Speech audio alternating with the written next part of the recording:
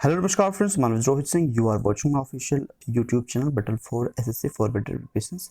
और हम लोग यूपी बीएड की प्रिपरेशन कर रहे हैं, जिसमें हम 25 क्वेश्चंस ऑलरेडी कंप्लीट कर चुके हैं और इस वीडियो में 25 क्वेश्चंस कंप्लीट करेंगे। और यूपी बीएड में जीएस से संबंधित लगभग 50 क्वेश्चन आते हैं, तो हम 50 क्वेश्चंस एक वीडियो में ना प्रोवाइड करके 2 वीडियो में प्रोवाइड कर रहे हैं, ठीक है, क्योंकि अपलोडिंग में थोड़ी सी प्रॉब्लम होती है। और इन क्वेश्चंस को आप लगा के ये भी चेक कर सकते हैं कि प्रीवियस ईयर जो क्वेश्चंस आए थे उसी तरीके के कुछ क्वेश्चंस आपके आने वाले एग्जाम्स में आएगा। जैसे कि आप लोग जानते हैं, यूपी का जो बीएड कैंडिडेट्स एग्जाम्स है वो मई आपका 19 के, और इसका डेट अभी तक चेंज नहीं होने वाला है। कुछ लोग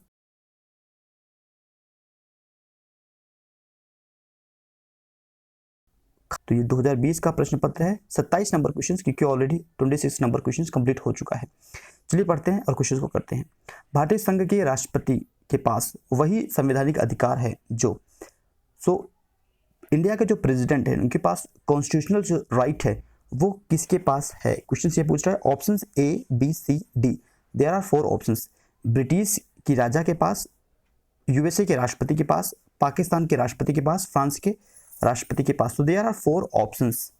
सो नाउ 27 का जो राइट आंसर है वो है ऑप्शन ए, ब्रिटिश के रानी के पास। जो अधिकार ब्रिटिश की रानी के पास है वही सेम अधिकार भारतीय संघ के राष्ट्रपति के पास, वही संवैधानिक अधिकार है। बिकॉज ऑफ कि जो संविधान का जो राष्ट्रपति का जो ये अधिकार है, जो आर्टिकल जिस आर्टिकल के तहत आता है वो आपका ब्रिटिश से लिया गया है, ठीक है। तो एक प्रकार से आप कह सकते हैं कि ब्रिटिश का जो मूल ढांचा है वही ढांचा इंडिया भी अडॉप्ट किया है। और हम लोगों ने अपना कॉन्स्टिट्यूशन जो बनाया है वो खुद भी इन्वॉल्व करके बाकी कंट्रीज से हमने कुछ न कुछ अडॉप्ट किया है, ठीक है। 28 क्वेश्चन देखते हैं। केंद्रीय विधान मंडल का अध्यक्ष बनने वाले पहले भारतीय कौन थे? केंद्रीय विधान मंडल का अध्यक्ष बनने वाले पहले भारतीय कौन थे? सचिदानंद सिन्हा, जीवी मावलंकर, विट्ठल भाई पटेल, डॉक्टर राजेंद्र प्रसाद। तो राइट आंसर क्या होता है आपका? सचिदानंद, ठीक है, याद रखेंगे, सचिदानंद सिन्हा। अब बी ऑप्शन जो देखते हैं, जीवी मावलंकर, ये फर्स्ट आपके लोकसभा के अध्यक्ष थे, ठीक है। तो आई होप आपको समझ में आ गया होगा। तो जो सचिदानंद सिन्हा थे ये काउंसिल के चेयरमैन बने थे 20 जनवरी 1913 को, ठीक है। 1913 में सचिदानंद सिन्हा को केंद्रीय विधानमंडल का अध्यक्ष बनाया गया था। क्लियर है? चलिए 29 क्वेश्चंस। योजना आयोग का अध्यक्ष कौन होता है? योजना आयोग का अध्यक्ष कौन होता है? प्रधानमंत्री। आसान और इजी क्वेश्चंस। 30 number questions. राष्ट्रीय एकता परिषद NIC का अध्यक्ष कौन है? आपका जो 30 नंबर क्वेश्चन जवाब क्या है देखेंगे, राष्ट्रीय एकता परिषद का अध्यक्ष कौन है? प्रधानमंत्री होता है। तो इसका गठन कब किया गया था? इसका गठन किया गया था 1961 में किया गया था, ठीक है। 1961 में इसका गठन किया गया था और इसका उद्देश्य क्या था? सांप्रदायिकता, जातिवाद, क्षेत्रवाद, भाषावाद की बुराइयों से निपटना। और इसकी प्रथम बैठक किया गया था 1962 को, ठीक है। गठन 1961 में किया गया था, तो गठन याद रखिए 1961 में, और 1962 में इसको प्रथम बैठक इसकी किया गया था। नेक्स्ट देखते हैं 31 नंबर क्वेश्चन। किस राज्य का नाम हाल ही में परिवर्तित किया गया है? किस राज्य का नाम हाल ही में परिवर्तित किया गया है? ये क्वेश्चन आया हुआ था।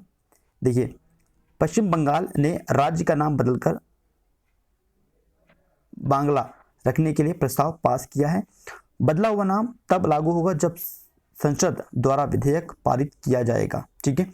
तो पश्चिम बंगाल परिवर्तित करने का भी क्या हुआ है कि अभी वो पास नहीं हुआ, ठीक है, प्रस्ताव रखा गया है इसका बांग्लादेश का नाम बदलकर बांग्ला करने के लिए, बांग्ला, ठीक है। तो ऑप्शन सी आपका राइट है। 32 नंबर क्वेश्चन देखते हैं।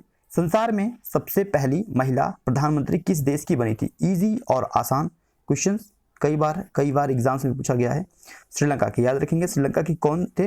तो श्री मावो भंडार नायके श्रीलंका की पहली प्रसिद्ध राजनीतिक व आधुनिक विश्व की पहली प्रधानमंत्री थी, वह श्रीलंका की फ्रीडम पार्टी की नेता थी। ठीक है, तो ऑप्शन बी याद रखेंगे। नाम क्या है? सिरी मावो भंडार नाइके। ठीक है, नेक्स्ट देखते हैं 33 क्वेश्चंस। भारत की मुख्य भूमि का अक्षांश के बीच फैला हुआ है। भारत की जो मुख्य जो भूमि है वो किस अक्षांश के बीच फैला हुआ है? तो राइट आंसर क्या हो जाता है आपका? Option number A. ठीक है, 8 डिग्री से लेकर 37 डिग्री के बीच में, उत्तर में। 34, विश्व की क्षेत्रफल की दृष्टि से, एरिया की दृष्टि में भारत संसार का सबसे बड़ा देश है, तो कौन सा है? 7वां। ठीक है, नाउ मूव करें next question. 35 questions. Himachal Pradesh के किस जिले की सीमा चीन के साथ लगती है? हिमाचल प्रदेश का जो किन्नौर जो आपका जिला है, ये आपका किससे मिलता है? ये आपका चाइना के बॉर्डर से लगा हुआ है। ठीक है, और हिमाचल प्रदेश की राजधानी क्या है? शिमला। हिमाचल प्रदेश की राजधानी क्या है? शिमला। नेक्स्ट देखते हैं 36 नंबर। भारत का सबसे बड़ा संघ राज्य क्षेत्र कौन सा है? संघ राज्य क्षेत्र कौन सा है? राइट आंसर क्या है आपका? अंडमान निकोबार द्वीप समूह। अंडमान निकोबार द्वीप समूह यह भारत का एक केंद्र शासित प्रदेश है और यह बंगाल की खाड़ी के दक्षिण में हिंद महासागर में स्थित है और लगभग 572 बड़े छोटे द्वीपों का यह समूह है। तो ऑप्शन सी आपका ठीक है 36 का। 37, क्षेत्रफल की दृष्टि से भारत का सबसे बड़ा राज्य कौन सा है? क्षेत्रफल की दृष्टि से भारत का सबसे बड़ा राज्य है राजस्थान। आपका राइट आंसर है ऑप्शन सी। ठीक है, राजस्थान में टोटल कितने जिले हैं? तो 33 इसमें जिले हैं और राजस्थान की अगर राजधानी की बात करें तो जयपुर। 38 क्वेश्चन। निम्नलिखित में से किस स्थान को यूनेस्को की विश्व स्थलों की सूची में शामिल किया गया है? National park. Option D Sundarban national park यह पक्षियों, सरीसृपों व ऋण विहीन जीवों की कई प्रजातियों में पाई जाती है सुंदरबन नेशनल पार्क में। और 1973 में मूल सुंदरबन बाघ रिजर्व क्षेत्र का कोर क्षेत्र जो था वो 1977 में वन्य जीव अभयारण्य घोषित कर दिया गया था। तो कब घोषित किया गया था? 1977 में। 39 क्वेश्चंस। गॉडविन ऑस्टिन है एक क्या है? सो गॉडविन ऑस्टिन क्या है? यह एक डियर शिखर है। क्या है? शिखर है। तो गॉडविन ऑस्टिन विश्व का दूसरा सर्वश्रेष्ठ पर्वत श्रेणी है। इसकी ऊंचाई कितनी है?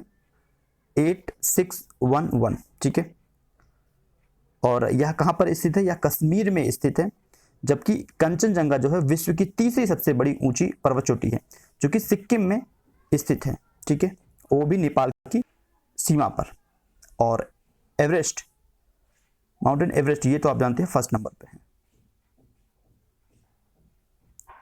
8,848 किलोमीटर इसकी रेंज है। नेक्स्ट, भारत में सबसे ऊंची चोटी कौन सी है? सबसे ऊंची चोटी, भारत की सबसे ऊंची चोटी K2, जो भी बात किया था गॉडविन ऑस्टिन।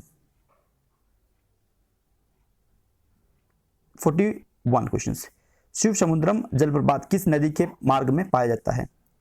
तो यह पाया जाता है आपका कावेरी पर। ठीक है, किस रिवर के मार्ग में पाया जाता है? तो कावेरी रिवर्स या कावेरी नदी पर है जो कि 98 किलोमीटर की ऊंचाई पर गिरता है और इसका उपयोग जल विद्युत उत्पादन के लिए, बिजली के उत्पादन में किया जाता है और इसकी स्थापना किया गया था 1992 में।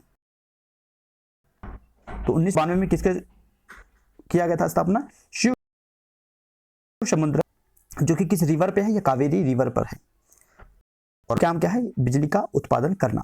ठीक है, 42 नंबर क्वेश्चंस। और गारो पहाड़ियां स्थित हैं, कहां पर स्थित हैं? यह पहाड़ियां स्थित हैं हिमाचल पर्वतमाला में। ऑप्शन डी आपका करेक्ट है। ठीक है, 43 क्वेश्चंस। लेटराइट मिट्टी कहां पाई जाती है? लेटराइट मिट्टी कहां पाई जाती है? भारी वर्षा वाले प्रदेश में, मरुस्थल में, उष्णकटिबंधीय प्रदेश में, या शुष्क जलवायु वाले उष्णकटिबंधीय क्षेत्र में। देयर आर 4 ऑप्शंस और राइट आंसर क्या है? भारी वर्षा वाले प्रदेश में। तो लेटराइट मिट्टी कहां पाई जाती है? भारी वर्षा वाले प्रदेश में। ऑप्शन ए आपका करेक्ट है। 44 क्वेश्चंस। दो नदियों के बीच उपजाऊ भूमि को क्या कहा जाता है? दो नदियों के बीच उपजाऊ भूमि को कहा जाता है दोआब। ठीक है, ऑप्शन सी दोआब कहा जाता है। नाउ नेक्स्ट देखते हैं 45 क्वेश्चंस। भारत में प्रायद्वीपीय नदी से संबंध सबसे ऊंचा निकास बेसिन कौन सा है? 45 कौन सा है? गोदावरी। प्रायद्वीपीय नदी से संबंध सबसे ऊंचा निकास बेसिन कौन सा है? तो गोदावरी आपका राइट आंसर है। और गोदावरी कहां पर है? यह आपका महाराष्ट्र। तो यह नदी जो है भारत की प्रायद्वीपीय नदियों में सबसे बड़ी है और महाराष्ट्र अपने शुरुआती प्रभाव के लिए गोदावरी गंगा कम नहीं है। ठीक है, तो दक्षिण भारत की गंगा भी कहते हैं गोदावरी को। नेक्स्ट क्वेश्चन क्या है? भारतीय प्रायद्वीप की सबसे लंबी नदी कौन सी है? 46 का आपका राइट आंसर क्या है? इसका भी क्या है? गोदावरी, क्योंकि प्रायद्वीपीय भारत की सबसे लंबी नदी कौन सी है? Godavari. Repeated questions. Silent valley किसे कहते हैं? तो यह आपको कहते हैं केरल। ठीक है, केरल को साइलेंट वैली कहा जाता है। 48 number question. Namdapha national park स्थित है। नामदफा नेशनल पार्क कहां पर स्थित है? सो 48 देयर आर 4 ऑप्शंस और राइट आंसर क्या आ जाता है आपका? अरुणाचल प्रदेश। तो नामदफा नेशनल पार्क यह अरुणाचल प्रदेश में स्थित है। ठीक है, और यह पर्यटन का आकर्षक है और क्षेत्रफल के अनुसार यह देश का सबसे बड़ा राष्ट्रीय उद्यान है क्षेत्रफल एरिया के हिसाब से। Now 49 questions. कौन से संवैधानिक संशोधन के अंतर्गत भारत में पंचायत राज्य को संवैधानिक आधार प्रदान किया गया है? तो 42वें संविधान संशोधन, 52वें, 67वें और 73वें। तो राइट आंसर क्या है आपका? 73। तो 73वें संविधान संशोधन के अंतर्गत भारत में पंचायती राज को संवैधानिक आधार प्रदान किया गया है। लास्ट, झूम कृषि अभी भी कहां प्रचलित है? ये कहां पर प्रचलित है? तो जो झूम कृषि है यह आपका मिजोरम स्टेट में अभी भी प्रचलित है और यह कृषि का एक आदिम प्रकार की कृषि है जिसमें वृक्षों और वनस्पतियों को काटकर उन्हें जला दिया जाता है और साफ की गई भूमि के पुराने उपकरणों से जुताई करके बीज बो दिए जाते हैं। तो इसको बोलते हैं झूम कृषि, जो कि कहाँ भी अभी भी प्रचलित कहाँ पे है? वो मिजोरम स्टेट में अभी भी प्रचलित है।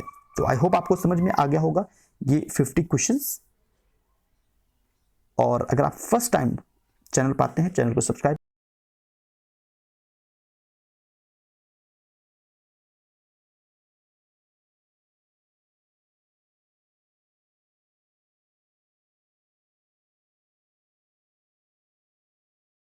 कर सकते हैं।